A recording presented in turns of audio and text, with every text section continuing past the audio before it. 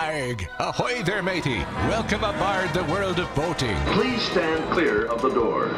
Por favor, manténganse alejado de las puertas. The radio show devoted exclusively to the boating lifestyle. You're gonna need a bigger boat. Brought to you by worldofboating.com, your internet portal for the boating enthusiast. I was just looking into buying a boat of my own. Call World of Boating toll-free now at 1-8888-28-BOAT. That's 1-888-828-BOAT. And welcome. This is the World of Boating. Greg, your first mate. Captain Patrick Barry, the boater, rounding out the crew as we navigate the latest boating news and information. Captain Rusty is at the Savannah Boat Show. And then we have Mike the Mariner, who's out on the water today and just can't really, he can't join us because he doesn't have good cell signal, but he has a good excuse because he's out there enjoying his new vessel. So we'll give him a pass. That's fair, right, crew? Barry? Absolutely. Okay. Patrick?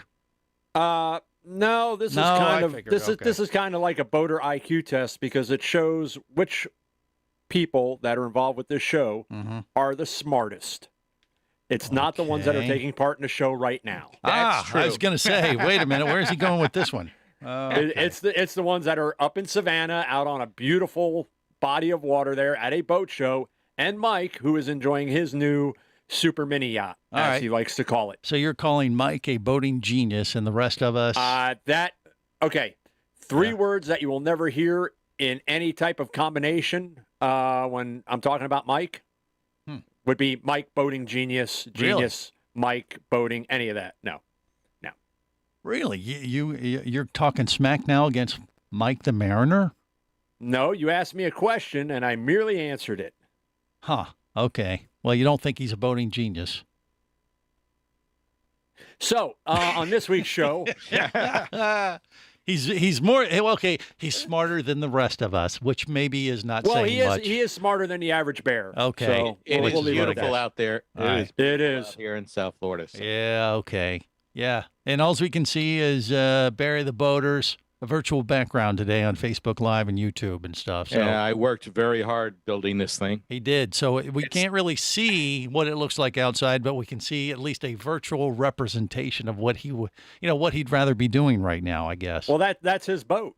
Yeah, that's that's right. Oh, I didn't even realize that. For our longtime listeners, or maybe if you're new to the program, and as we have talked over the 20 years or so about Barry's boat, surprising about how many times Greg has thrown up on it. Never happened. That is what Barry's boat looks like. No, he tosses it over the side. And it's nice that you got that Triumph logo to replace the Hefty Bag logo. I just tie it anytime he comes on the boat. I just tie it to the side. I have cleats especially for Greg. Yeah, he has a hose and with a high squirter thing on the end of it, and that's just what he uses. He squirts me down and any other remnants. Too much information. Bodily fluids that I've left on surprise. Yeah.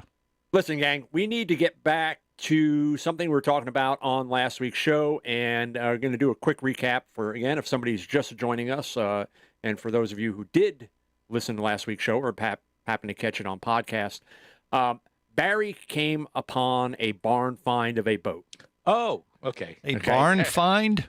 A barn find of a boat. This is the Anna Capri, and this past week, the news team with Juan and Two posted pictures of it on the World of Boating Facebook page, which Barry refuses to look at because Barry is anti-technology, which is why he rides around in a recycled plastic boat. So it's not recycled. That was virgin plastic. Virgin milk cartons. Yes, so right. the discussion that the path we were heading down was in taking on a project. If Barry may still decide to take on this boat, what are the potential pitfalls in taking on something like this? And I saw a lot of them. You're not looking below the dirt. I was looking through the holes in the hull. It wasn't a hole; it was a scratch in the paint or the gel coat. Yeah, and unless you see raw fiberglass, you're okay. If you see raw I think fiberglass, I you're saw still raw okay. fiberglass. No. Come on, Barry. Nope. Here's the thing. Here, If it's so deep that you see daylight, you got a problem. Yeah. But other than that, it's certainly repairable. I mean, not recommending it by any stretch of the imagination, but I know there's enough people out there they'll just go and slap some Marine Tex on it and call it a day. JB weld the whole together.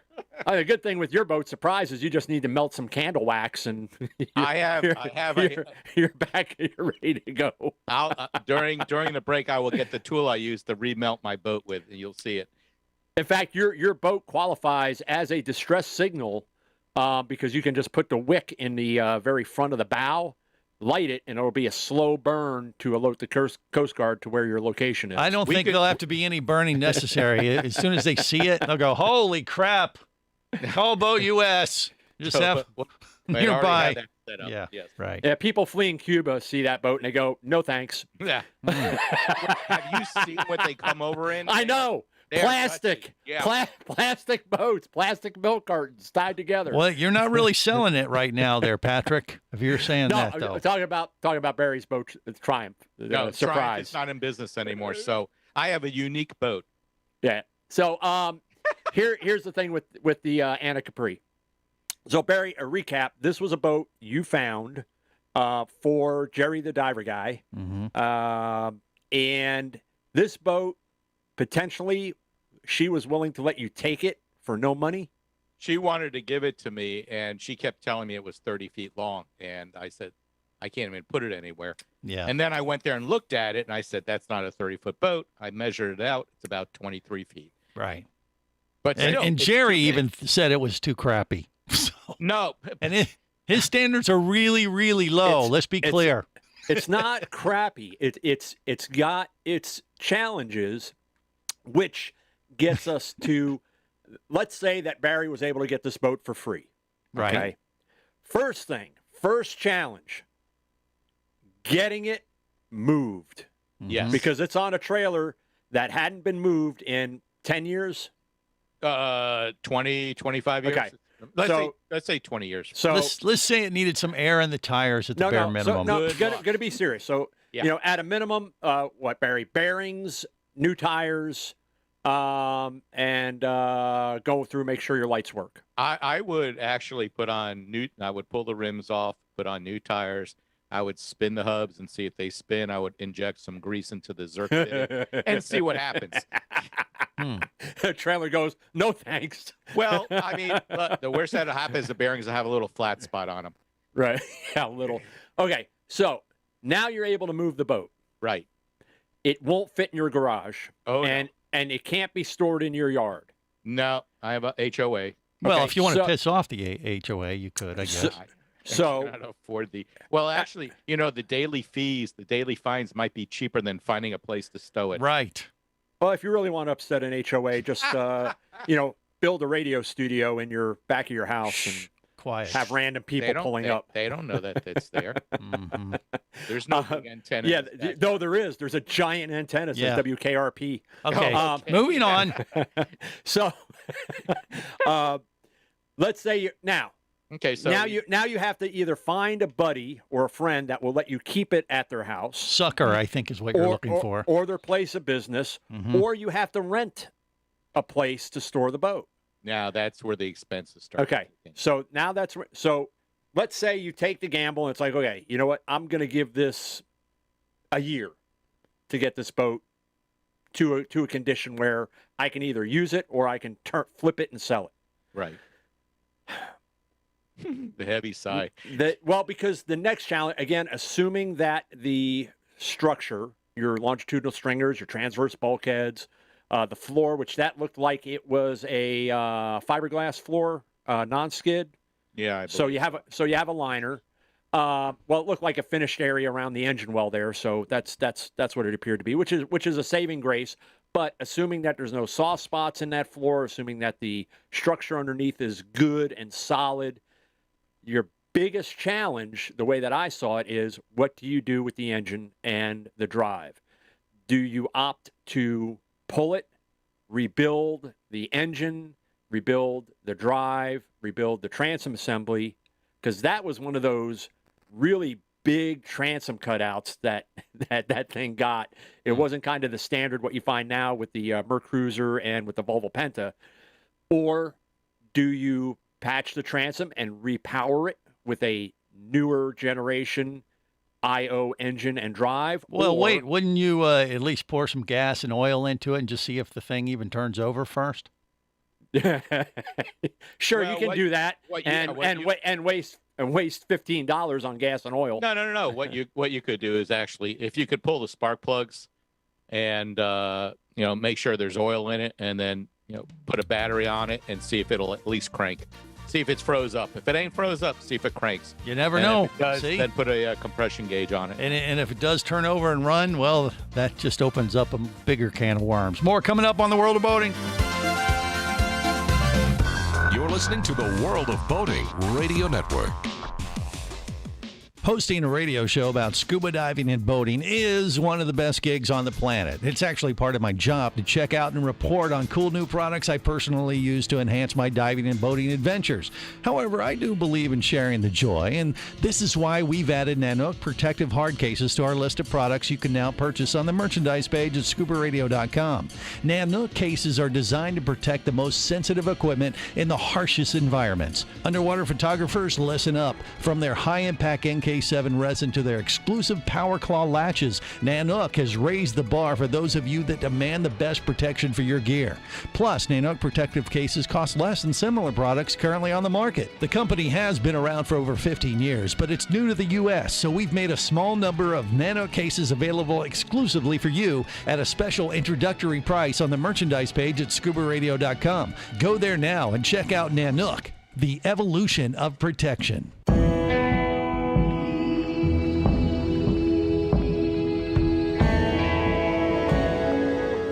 Be an explorer in the other 2/3 of your world. Be the buddy who takes the kids in the aquarium instead of just to it. Be adventurous. Be amazed. Be a diver. Even Keatley wasn't ready for me, or anything that followed. Chased by a police department, led by his ex-girlfriend, and hunted by brain fork-wielding Fijian assassins, it's everything he can do to keep from getting locked up, killed, or worse. Kava Screw is available as an ebook for $2.99 at Amazon.com. Kava Screw. Put a brain fork in him. He's done.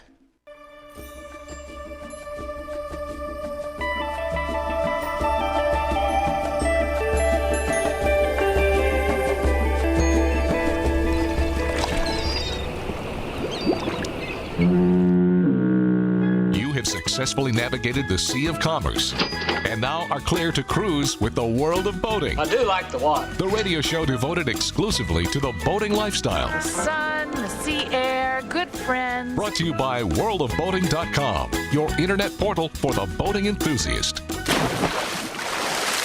We're going to hop on a boat and we're going to get out on the ocean. I mean, that's the only place we can be sure there's no radioactive schniz. Feels right. It's our only move. Does anyone know how to drive a boat? Don't let me mix you up a redneck margarita. You know the one just straight tequila. Good Lord, all aboard. Come on, jump on the booze cruise. This is the World of Boating. Greg, your first mate. Captain Patrick Barry to boat around and out the crew as we navigate the latest boating news and information and dive deeper into buying a boat fixer-upper for Jerry the Diver Guy, who I have a feeling if he does get a boat, there's going to be a ton of booze cruises involved. I just know him too well.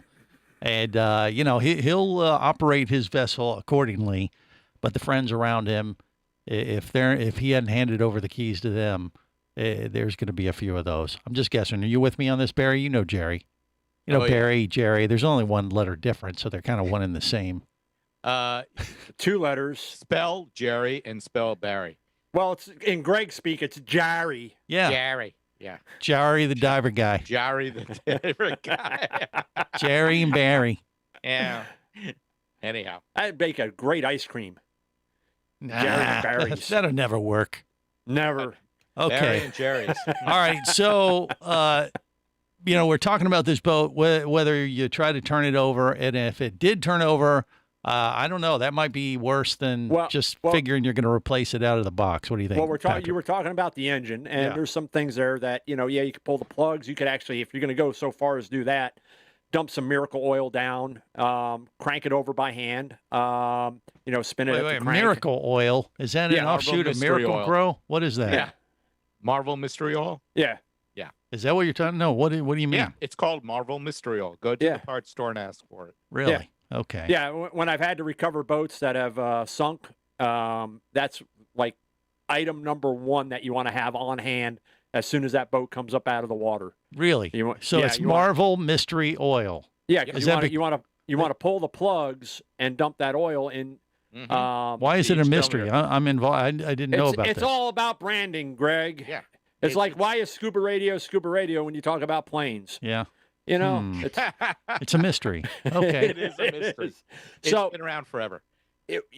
Rebuilding a marine engine, not the hardest thing in the world, but you're looking at availability of parts. Right. Your challenge, I think, would come down to the transom assembly and the drive.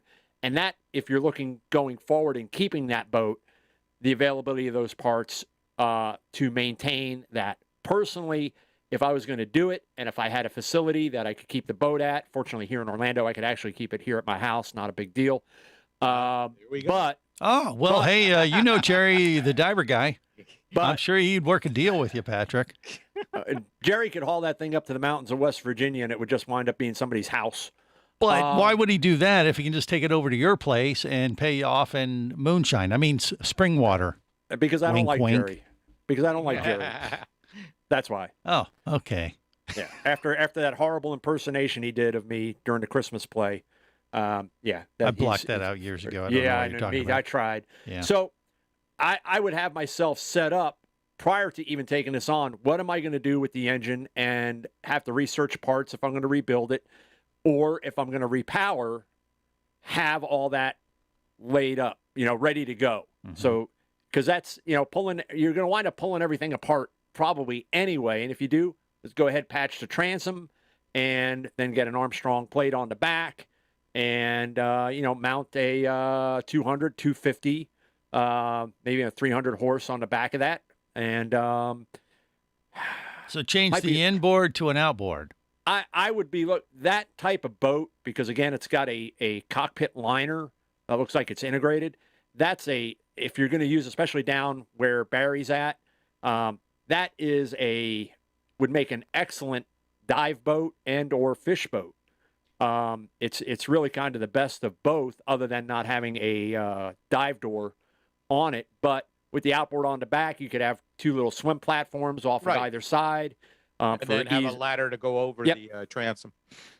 And then you're down to, what do I do with the cabin? Again, that all looked like it was a fiberglass liner up in the cabin. So, you're redoing some cushions, maybe redoing a headliner, not a big deal.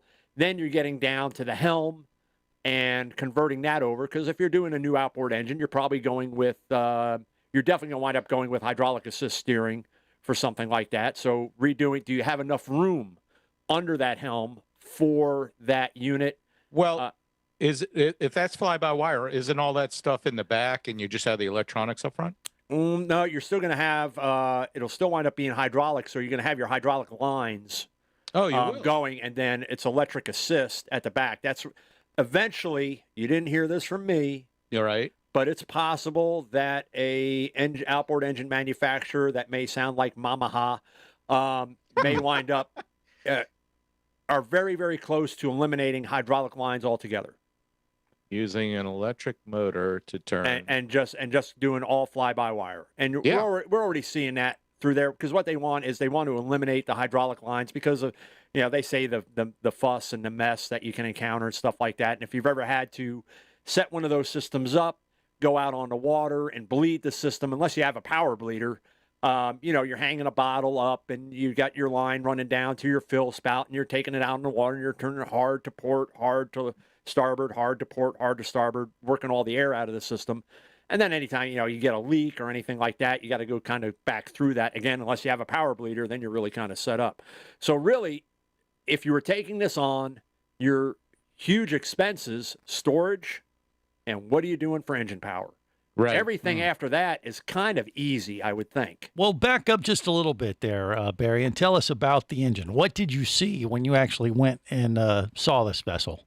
Actually, the engine's pretty clean, but again, I like the idea of putting an outboard on there and putting it on a. But what was it? What could you tell? How much horsepower it had, or anything? Or what? It says it's an OMC 235, and I'm assuming it's a Ford, as we already discussed. So I have no idea. I'd have to do some more research on it. 235 horsepower, whatever. But the point is that you can put a single outboard on there on a bracket. And as Patrick said, if you were to put dive ladders on each side of the bracket and then have something to go over the transom, not only do you not have essentially wake coming up the back of the boat, because the transom's so tall, so it's a nice secure boat, but with a motor, I think it would work out good. And then that whole empty space, could that become a bigger fuel tank? Where the engine is? Yeah. You could, but you have to be very, very careful in doing that. More likely, what you've just gained is a place for storage. Could be, yeah. Okay, because put a water tank and have a wash down there or something like that. You could live bait well. Yeah. If you were going to use it for fishing, you could convert it for something like that. Store all the underwater treasure that you plan to find on your scuba dives. All the plunder, the pirate treasure that I know Jerry the diver guy wants to get with his vessel. In between just staying on it and passing out and stuff in between parties. All right, more coming up on the World of Boating. You're listening to the World of Boating Radio Network. Traffic sucks, unless you're scuba diving with Mike Scott. Mike glanced down at his dive computer. It showed less than 50 PSI left in his tank. Probably just a few more breaths. Or riding shotgun in a thrilling car chase. One bullet hit the Jeep's windshield, spiderwebbing the passenger side. Mike shifted into second gear and felt the Jeep leap forward. This just got serious. Escape your commute with audiobooks from author Eric Douglas. Download to your phone. Go to booksbyeric.com or audible.com.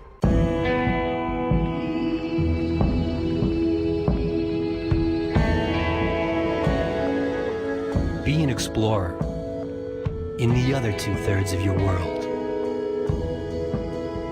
Be the buddy who takes the kids in the aquarium instead of just to it. Be adventurous. Be amazed. Be a diver. Imagine traveling twice as fast as you can drive. Imagine taking friends and family snorkeling, surfing, skiing, shopping, and more to exotic destinations. Imagine attending business meetings in cities far away and still making it home at night. Or just imagine exploring the wild blue yonder. Quit dreaming about it and get to it.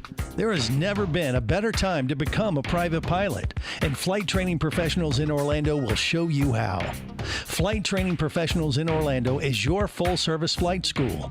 A state-of-the-art flight simulator, a fleet of the latest Cessna aircraft, and a staff of full-time seasoned flight instructors are just a few of the many reasons Flight Training Professionals in Orlando is the place to start your aviation adventure. Call 407-896-0077. That's 407-896-0077. Or go to ftpros.com. That's ftpros.com.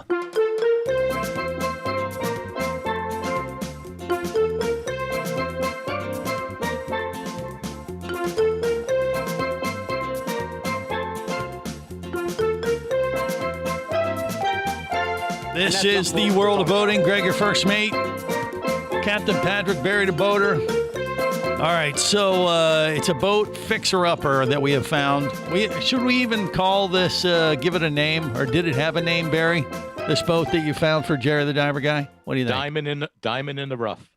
Okay, Diamond in the rough. That is what you're calling it. That Barry just dubbed it that, but it didn't have a name on it that you saw. Yeah, it does have a name. Well, what was it? Do you want to say or no? Missy G, I think it was. That's bad luck to rename a boat like that. Missy G, yeah, it's named after the owner's wife. Okay, Missy G, but you want to call it the diamond in the rough. So we'll see if that holds. If you haven't already jinxed it, you probably already jinxed it right there. How dare you? Anyway, there are people that would, I think, that have shops or something. If someone had a marine shop, that they could stow this in, and then when their mechanics don't have anything to do, there's got to be times when there's nothing to do, right? And they want to get out their guns and have target practice. This is the perfect. What? In the marine industry, they have nothing but time at marine repair shops. Oh, okay. Nothing's ever going on. Nothing's never. Here and Barry, you bring up a valid point in that, when you check out some of these barn find videos like on YouTube, I always look at the ones for the Mustangs because having had two in my lifetime, a 71 and then a 73 Mach 1. Yeah, I know. Yeah.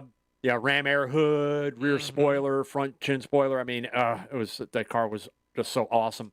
That the people who wind up taking these projects on own Mustang restoration shops, right, or they have a car dealer shop, something along those lines, to where, they've got the staff, they've got access to the parts, they know people within that community, whether it's a Camaro, whether it's a Mustang, whatever it may be, that classic car, where they know exactly what they're doing, how to take it all apart, how to do a frame off restoration, and then are they keeping it for their collection, or are they going to turn around and take it to like a Mecum auction or something like that and sell it? Right. That would be ideal, but I think in this case, what we're talking about is a boat that Jerry the Diver guy is going to, compare notes with his friend over at the junkyard and say, hey, can you put this on that?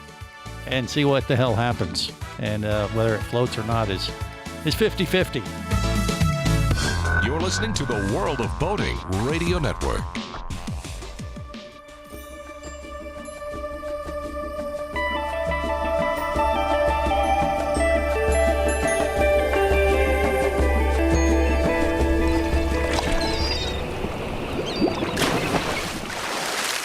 Now return to Night Boat, the crime-solving boat. Faster, Night Boat. We've got to catch those starfish poachers. You don't have to yell, Michael. I'm all around you. Oh, no, they're headed for land. We'll never catch them now. Incorrect. Look, a canal.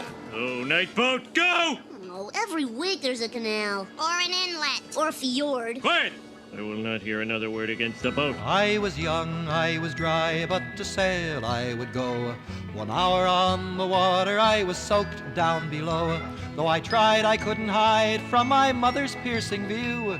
But all she would say was, a big boy like you. Wet before, wet before, wet behind, wet behind. We're the members of the Wet Pants Club. Getting a little pissed here. Wet before, wet before, wet behind, wet behind. We're the members of the Wet Pants Club.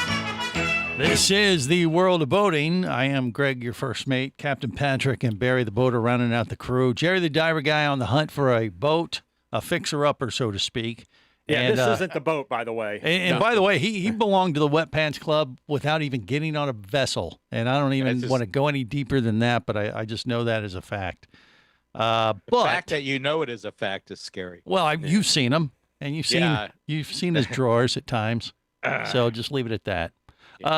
Okay, so this boat that we found, the Anna Capri, the Anna Capri vessel. So if you haven't checked out World of Boating on Facebook, do so, and you'll find pictures that were posted last week that Barry supplied to the World of Boating news team. They were so kind as to put those on there. So if you want to see what it is that we have spent the last 20 minutes chattering about before we move on to real news, check out our show on Facebook, like us, and also worldofboating.com. And if you've been one of those longtime listeners, we appreciate your patronage. And please check out our sponsors as well, because this is a live radio show, even though a lot of you we know listen to it as a podcast. But our sponsors are what keeps us on air. We're live? So blame them. Oh. Yeah, so with this boat, as we kind of wrap this up, talking about that engine, Barry, the fact of the matter is, the engine really doesn't have any value. Nobody's going to want to restore it and display it as a version of, hey, look what we used to put in, these boats. And I think that's, again, your bigger expense is going to be, what do you do? If you were going to keep it, repower it, and I would go outboard. If you were looking at flipping it, well, you want to make sure that it's all everything. And again, before you even get in to start tearing it down, are parts readily available, not only for the engine, but for the transom assembly and the drive. Transom seals, bellows, gimbal bearing assemblies, all those things that the deeper you go in, especially for something that's sat for 20 years, one thing is going to lead to another, is going to lead to another, is going to lead to another. And then you wind up, you know what? I could have just repowered this thing and been whole. Well, I would go with repowering, and maybe your friends at Mercury would want to take on a project.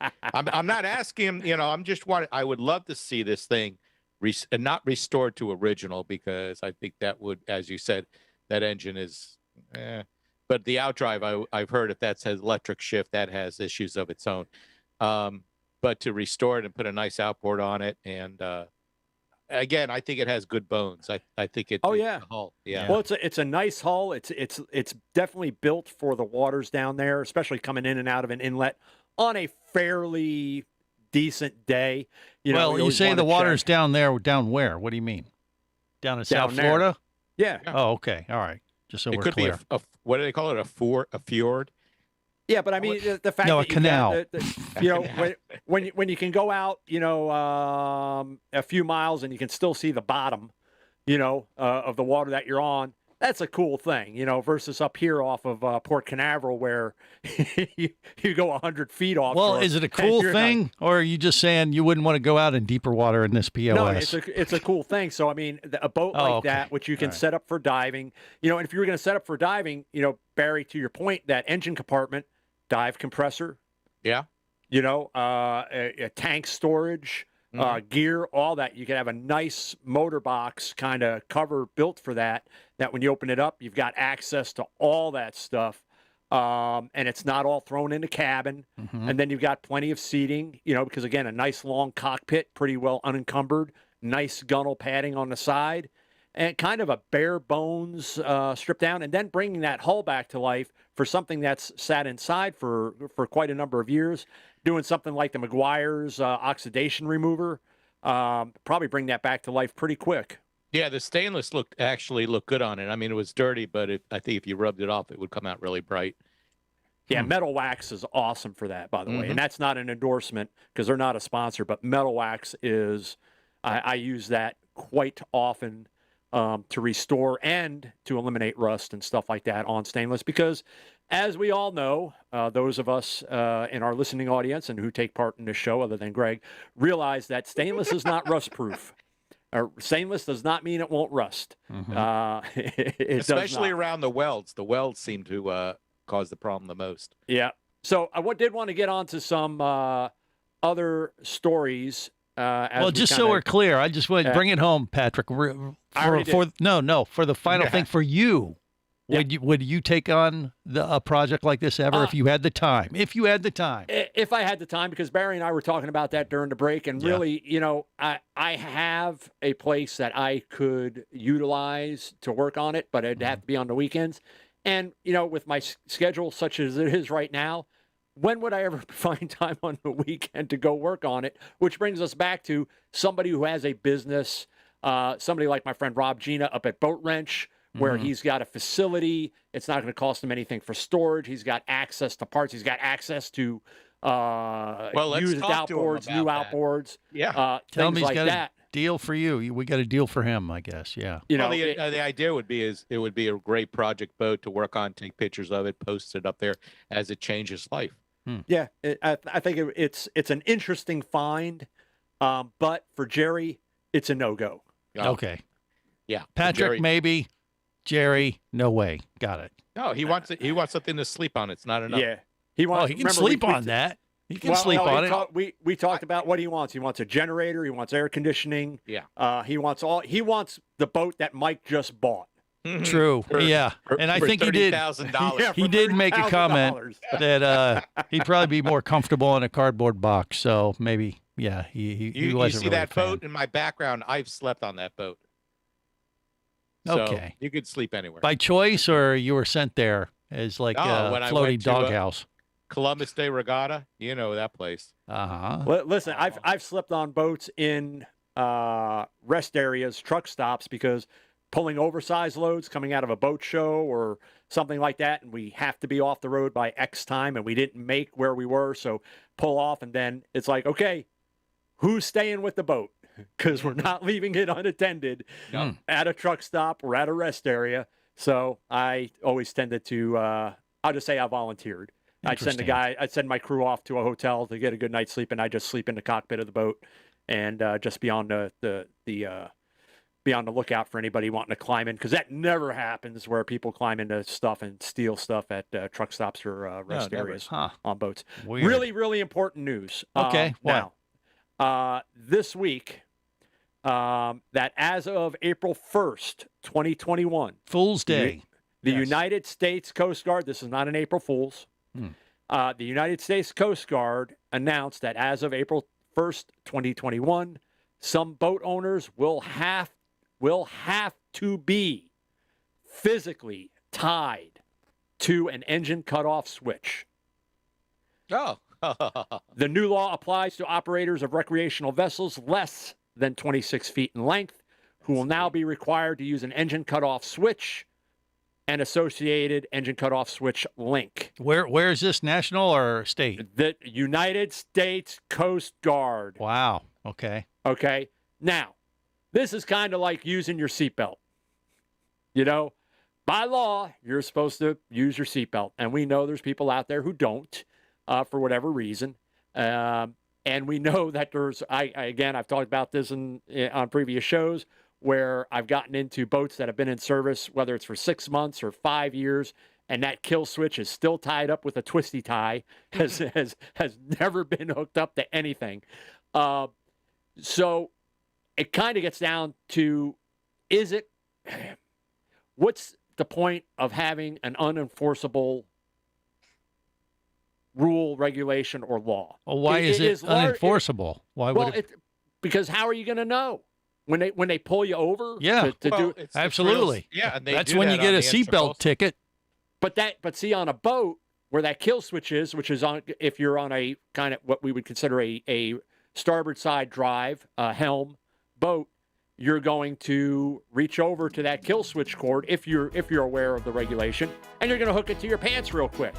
I mean, how are they going to know? Or they pull up and you unhook it. Oh, you're not hooked up. No, I unhooked as soon as you came up. Yeah. Prove it. Yeah, that's it. You're listening to the World of Boating Radio Network.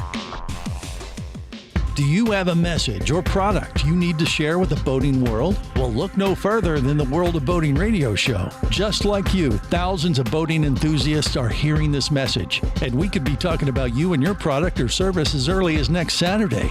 Remember, a terrible thing happens when you don't advertise. Nothing. Go to worldofboating.com, send us an email, and let's get to work to make your marketing message matter. Traffic sucks, unless you're scuba diving with Mike Scott. Mike glanced down at his dive computer. It showed less than 50 psi left in his tank. Probably just a few more breaths. Or riding shotgun in a thrilling car chase. One bullet hit the Jeep's windshield, spiderwebbing the passenger side. Mike shifted into second gear and felt the Jeep leap forward. This just got serious. Escape your commute with audiobooks from author Eric Douglas. Download to your phone. Go to booksbyeric.com or audible.com.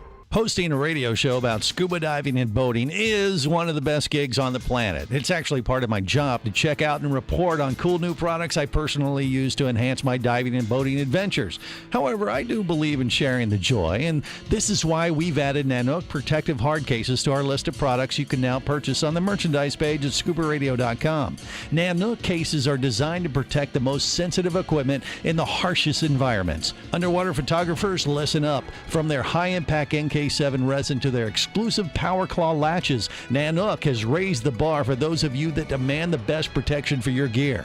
Plus, Nanook protective cases cost less than similar products currently on the market. The company has been around for over 15 years, but it's new to the U.S., so we've made a small number of Nanook cases available exclusively for you at a special introductory price on the merchandise page at scubaradio.com. Go there now and check out Nanook, the evolution of protection.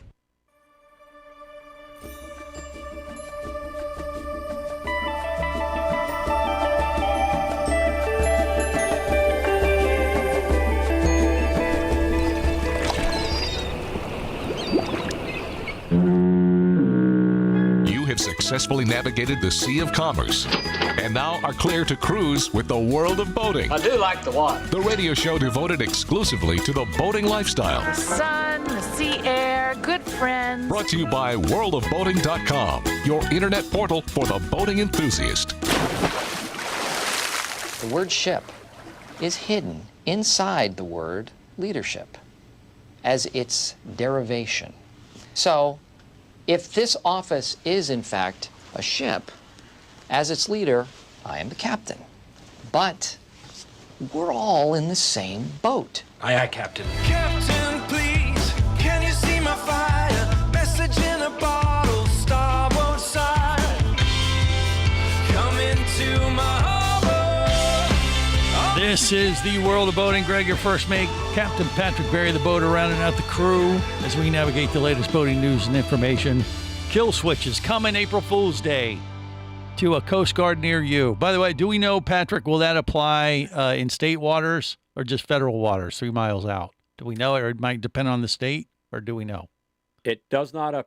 It does not vary from state to state. The USCG being, when you get into the differences between in this instance, the USCG who would take precedence, or the NTSB, which we kind of got into with the Conception dive boat fire.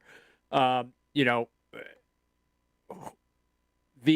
USCG seems to be a little bit behind the times versus NTSB recommendations, but they take precedence, so they can't. They kind of brush off the NTSB stuff, and we're just going to do it our way. But there is more, of course, on the World of Boating Facebook page and the worldofboating.com website, where you can find this story. And if we're being honest, most people out there do not use them, probably unless they're on a jet ski. But it is a good practice that you should start doing. And if you don't like being attached with a cord, they even mentioned the electronic fobs that we had talked about quite a few weeks ago, which would really be kind of the way that I would do it. But then again, you have to be aware that if you get up away from the helm, even if you're in neutral, and you're sitting there, the engine's going to die. And if you forget that you've got the fob on, you're going, the engine's died. I got to call Sea-Tow or Boat Tow US or call Patrick at the factory. And believe it or not, it's one of the first questions we ask when we get I'm out in my boat and the engine won't start. Mm-hmm. Where's the kill switch? Is the cord attached to your pants? And not embarrassed to say that there are owners out there. It's like, oh, thank you, got it. I know. I think the appropriate quote is "Go." Yeah. But this is something to be aware of. And as I said, it's to Barry's point when we were talking during the break. If there was an accident that resulted in damage, injury, God forbid, death, because of a runaway boat, and it could be proven that the operator of the boat, not the owner necessarily, but the person who was at control of the helm, wasn't wearing a kill switch, would that open them up to criminal and or civil? Certainly, they don't need much for that. But would it open them up to criminal charges? And if so, what? You certainly, manslaughter, negligent homicide, I don't know. But be aware that if your boat has it, you're 26 feet and under, and if your boat comes with a kill switch, just wear it. It just do yourself a favor, the people that are on your boat, the other people that are out on the water in other boats, because runaway boats, of course, there's always a danger to other people that are out on the water and other vessels, but more likely there's a bigger danger to the person who may have fallen overboard. And as that boat, especially in a single engine application, right-hand prop, the boat is going to turn to starboard on its own, and it's going to go in this circle, and it's going to come right for you. Depending on how the throttles are set up. Mine tend to slow it down, but still, it'll still move. Yeah. So it's just a good practice to get into. So do yourself a favor, your family a favor, your loved ones, and other people out on the water, and just wear it. Greg, as we come up to the end of the show, years ago, you appeared in this. Was it a DEMA video for diving safety? The one where you threw up on cue. That was for a organization called Divers Alert Network, a safety. Okay, so that was for safety. Dan. Yeah. My apologies. I got the two mixed up. Yeah, well, that's fine. But it was an Oscar, worthy performance, even though I didn't get Oscar one. the Grouch. Yeah. Well, it appears that your lump of vomit has washed up in Thailand. What are they selling it on eBay as a souvenir or something? Or no, a Thai woman finds a lump of vomit worth. I can't convert. Oh, that was currency. the whale. That was the whale upchuck. Yeah. I saw that story. Yeah.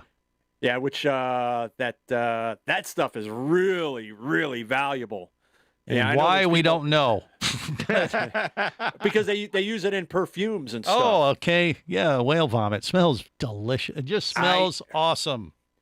What are you wearing? Whale vomit. We could bottle up married. Greg's vomit for that. I don't profess to know enough about it, but that's ambergris, and it is highly valued by perfumers as a fixative that allows the scents that they create to last a lot longer. So very, very valuable. So Greg. So what you're saying is whale puke has a certain stench that you just can't get rid of, and therefore makes it more valuable. Once they break it down, whatever. You can't get it off. Once you get it on there, it's never coming off. You're going to smell like that for life.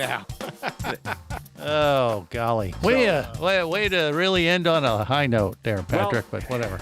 When we're talking about vomit and Greg, they kind of tie together. And it is an excellent way to end the show. All right. That's true. We'll go with that. Brings back memories of just not too long ago. Yeah, maybe. I we blocked started out. the show. All right. Yes. On that note, we'll wrap it up till next time. Remember, there is it's always, well, I don't know. See, I threw up a little in my mouth right there. That'll have to be how we end it.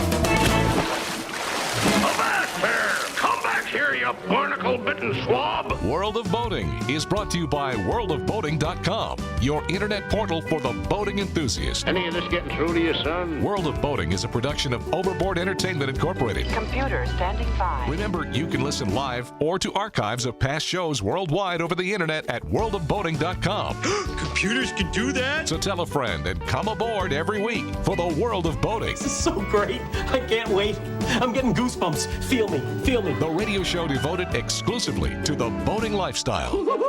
TTFN, ta-ta for now. The opinions you just heard on the World of Boating are those of the hosts, callers, and guests. They are not necessarily those of any station or network, its management, or advertisers. What are you being such a weenie for? While on the water, your safety and the safety of many others depends on you. So boat smart and operate your vessel only after receiving the proper training and instruction for your area. There is a fine line between genius and madness. Have any questions or comments? Feel free to do so via the web at worldofboating.com.